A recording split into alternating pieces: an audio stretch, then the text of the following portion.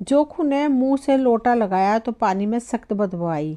गंगी से बोला, यह कैसा पानी है, हमारे बास के पिया नहीं जाता। गला सूखा जा रहा है और तू सड़ा पानी पिलाए देती है। गंगी प्रतिदिन शाम पानी भर लिया करती थी। कुआं दूर था, बार बार जाना मुश्किल था। कल वह पानी लाई तो उसमें बू बिल्कुल ना थी। आज पानी में बदबू कैसी। लोटा नाक से लगाया तो सचमुच बदबू थी। जरूर कोई जानवर कुएं में गिरकर मर गया। मगर दूसरा पानी आवे कहाँ से। ठाकुर के कुएं पर कौन चढ़ेगा। दूर से लोग डांट बताएंगे। साहू का कुआं गांव के उस सिरे पर है, परंतु वहां भी कौन पानी भरने देगा। कोई तीसरा कुआं गांव में है ही नहीं। जोकू कई दिन से बीमार है। कुछ देर तक तो प्यास रोके चुपचाप पड़ा रहा, फिर बोला, अब तो मारे प्यास के रहा नहीं जाता। ला थोड़ा पानी नाक बंद करके ही पी लूं। गंगी ने पानी न दिया। खराब पानी से बीमारी बढ़ जाएगी इतना जानती थी, परंतु यह न जानती थी कि पानी को उबाल देने से उसकी खराबी जाती रहती है। बोली, ये पानी कैसे पियोगे, न जाने कौन जानवर मरा है। कुएं से मैं दूसरा पानी लाए देती हूँ। जोखू ने आश्चर्य से उसकी ओर देखा। पानी कहाँ से लाएगी। ठाकुर और साहू के दो कुएं तो हैं, क्या एक लोटा पानी न भरने देंगे। हाथ पांव तोड़वा आएगी और कुछ ना होगा। बैठ चुपके से, ब्रह्म देवता आशीर्वाद देंगे। ठाकुर लाठी मारेंगे, साहू जी एक के 5 लेंगे। गरीबों का दर्द कौन समझता है। हम तो मर भी जाते तो कोई द्वार पर झांकने नहीं आता, कंधा देने तो बड़ी बात है। ऐसे लोग कुएं से पानी भरने देंगे। इन शब्दों में कड़वा सत्य था। गंगी क्या जवाब देती, किंतु उसने वह बदबूदार पीने नहीं दिया पानी। रात के 9 बजे थे। थके मांदे मजदूर तो सो चुके थे। ठाकुर के दरवाजे पर 10-5 बेफिक्रे जमा थे। मैदानी बहादुरी का तो अब ना जमाना रहा है ना मौका। कानूनी बहादुरी की बातें हो रही थी। कितनी होशियारी से ठाकुर ने थानेदार को एक खास मुकदमे में रिश्वत दी और साफ निकल गए। कितनी अक्लमंदी से एक मार्के के मुकदमे की नकल ले आए। नाजिर और मोहतमीम सभी कहते थे नकल नहीं मिल सकती। कोई 50 मांगता। यहाँ वे पैसे कोड़ी नकल उड़ा दी। काम करने का ढंग चाहिए। इसी समय गंगी कुएं से पानी लेने पहुंची। कुप्पी की धुंधली रोशनी कुएं पर आ रही थी। गंगी जगत की आड़ में बैठी मौके का इंतजार करने लगी। इस कुएं का पानी सारा गांव पीता है, किसी के लिए रोका नहीं।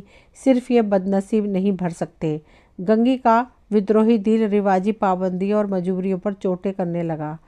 हम क्यों नीच हैं और ये लोग क्यों ऊंच हैं।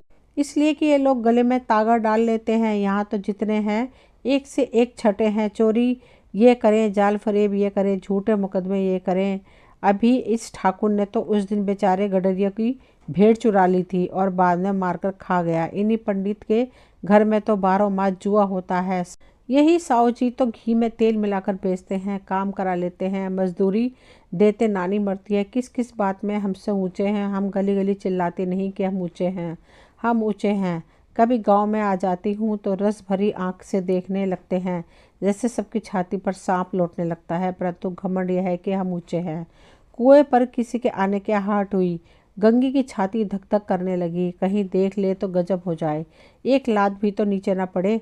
उसने घड़ा और रस्सी उठा ली और झुककर चलती हुई एक वृक्ष के अंधेरे साये में जा खड़ी हुई। कब इन लोगों को दया आती किसी पर। बेचारे महंगू के इतना मारा कि महीनों थूक थूकता रहा।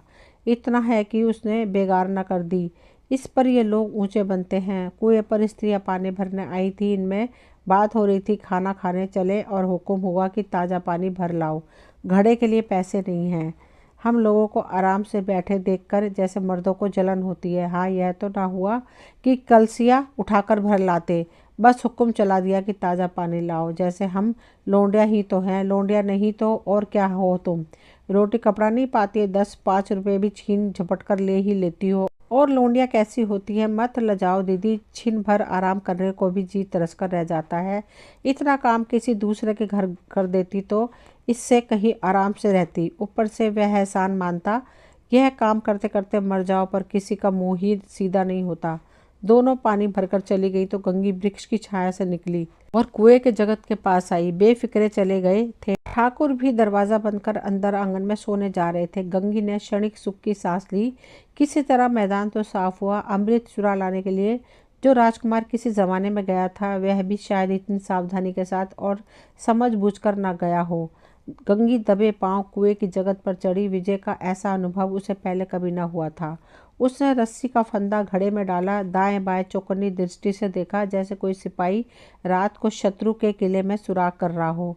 अगर इस समय वह पकड़ ली गई तो फिर उसके लिए माफी या रियायत की दत्ती भर उम्मीद नहीं। अंत में देवता को याद करके उसने कलेजा मजबूत किया और घड़ा कुएं में डाल दिया। घड़े ने पानी में गोता लगाया, बहुत ही आहिस्ता, जरा भी आवाज न हुई। गंगी ने 2-4 हाथ जल्दी जल्दी मारे, घड़ा कुएं के मुंह तक आ पहुंचा। कोई बड़ा शहजोर पहलवान भी इतनी जोर से ना खींच सकता था। गंगी झुकी कि घड़े को पकड़कर जगत पर रखे। एकाएक ठाकुर साहब का दरवाजा खुल गया। शेर का मुंह इससे अधिक भयानक ना होगा। गंगी के हाथ से रस्सी छूट गई।